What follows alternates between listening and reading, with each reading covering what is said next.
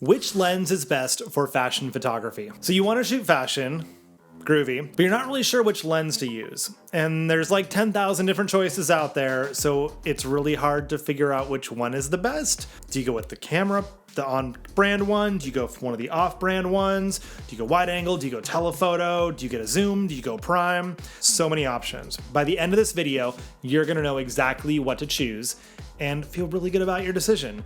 And I'm gonna give you one secret at the end on how to get your hands on one of these lenses without having to buy it or steal it. Don't steal it. It's showtime.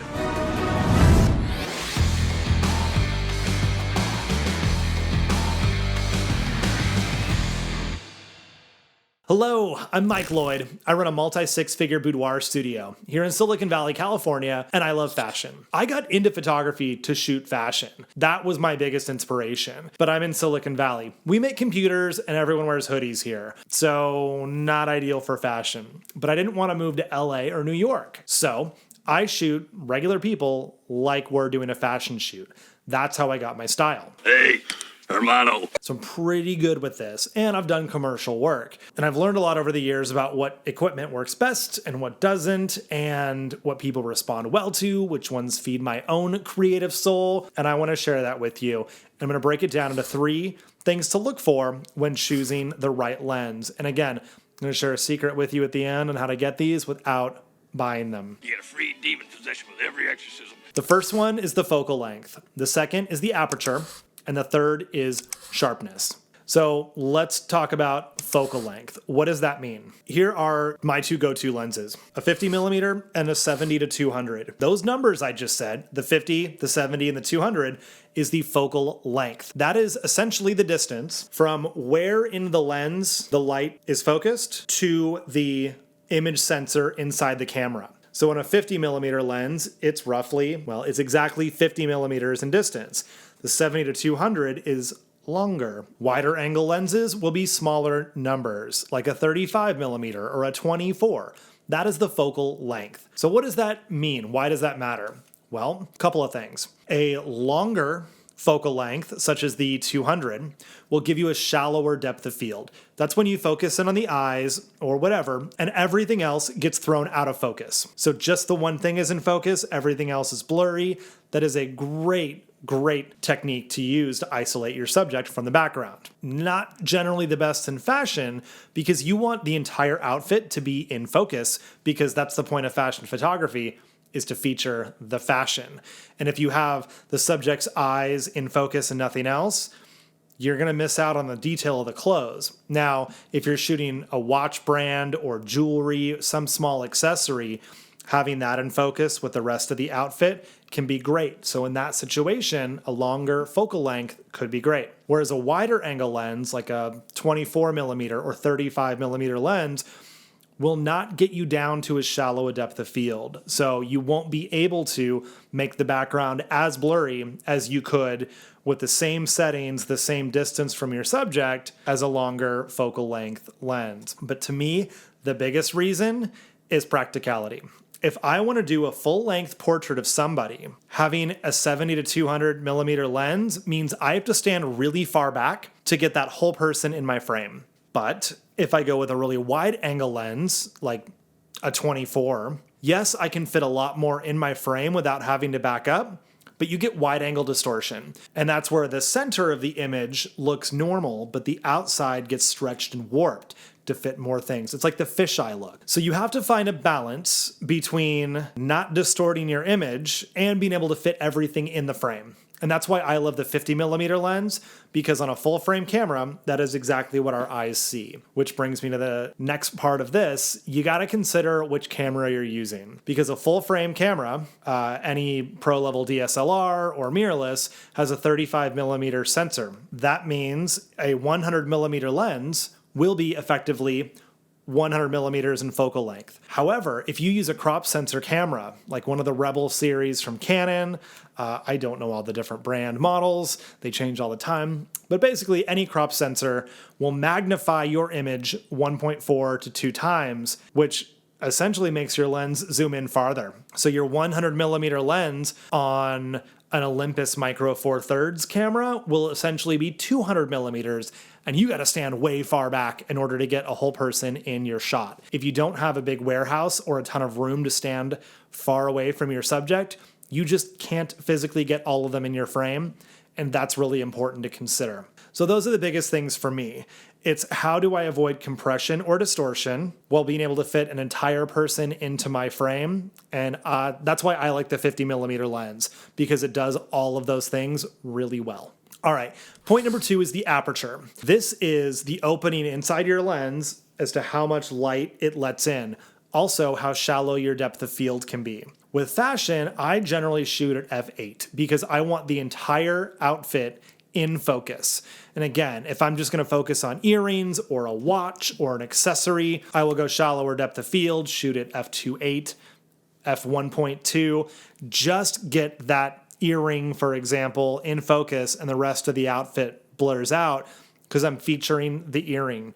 It's all about the fashion in fashion photography. So your aperture will allow you to do that. And another part of it, which carries into point number 3, is image sharpness, but we'll get there in a second. The rest of the aperture conversation is about how much light comes in. So if your lens can only open up to f3.5 or f4 or 5.6, you can't let as much light in as a lens that can go to f2.8 or f1.2. Now, if you're in a studio environment, you've got lights around you, that's less of an issue. But if you're going to shoot outdoors, use natural light, you might want to shoot a wider open aperture like 2.8 or f1.2. So you got to make sure you get a lens that can actually open that far. All right, let's talk sharpness. Couple things to consider here. Let's continue with the aperture track. How does aperture affect sharpness? Glad you asked. The widest open or narrowest point of an aperture, say f1.2 or f16 on a lens, if that's as wide as it can open or as tight as it can close down, is never going to be the sharpest point image you can produce with that lens. So if you do the same settings at f8 and then at f1.2, regardless of depth of field, the image will be sharper, most likely at f8. The sweet spot for most lenses, historically, is 3 stops in from the widest point. That's where you want to stay, okay, in that window. So if your lens goes to f3.5, your sharpest point isn't going to be until you hit like f7.1 or f8, which does not let a ton of light in. So you better have powerful strobes so you can shoot at f8. However, if your lens opens up to 1.2, then you can shoot at f3.5, which lets plenty of light in, and you're still going to get a sharp image. So even though you may never shoot at f1.2, an f1.2 lens will make shooting at f3.5 sharper than a lens that can only open to 3.5. You may want to listen to that a second time if that didn't make sense. But you basically never want to max out your settings because it'll never be as sharp if that matters for you. Also something to consider, the center of the image may be a lot sharper than the outside edges. And I'm not talking depth of field where it's in or out of focus. I'm talking actual sharpness. So that's something you can check the specs on any lens profile on the manufacturer's website. So Canon lists all their specs, Nikon does. Everybody will list those specs on which aperture values have the overall sharpest image around the frame. The other issue with sharpness, like any other tool, the more things it can do, the less great it's going to be at any of those things. So if your lens zooms from 18 millimeters to 200, it's not going to have a wide aperture, it's not going to be super sharp, but it'll zoom to cover a huge range. Prime lenses are the sharpest lenses you can get because they only do one thing, 50 millimeters or 35 like the one I'm filming with right now, and they are razor sharp. And that doesn't mean that zoom lenses aren't going to be sharp, but they will never be as sharp as a prime lens. And the apertures usually open up a lot wider on prime lenses. They can get down to f1.8, 1.4, 1.2. I think Nikon has a 0.95 now for their mirrorless lenses. Insane. Zoom lenses don't do that. There's one f8 by Sigma, but only if you shoot on a crop sensor. That's a super wide angle lens. But generally, if you want to go with a much wider open aperture and get sharper images, you choose a prime lens. I just love primes anyway.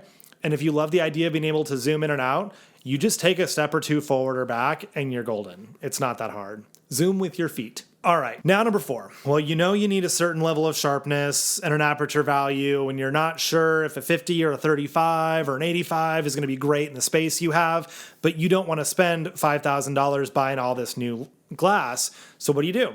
Rent it. This is what I recommend whenever you want a new piece of gear. Rent it and take it for a test drive. Just like you'd never buy a car without driving it first, same thing with your camera gear. So go to your local camera shop, or use borrowlenses.com. There are other companies as well that'll do it. And just rent the lens for 1 or 2 days and just shoot a bunch with it and see what you think. Are the images sharp? Do you like the way it zooms? Like one of my favorite lenses when I shot Canon DSLRs was the 85 f1.2. Beautiful portrait lens. It focused so slowly, if your subject was moving, you could never use it.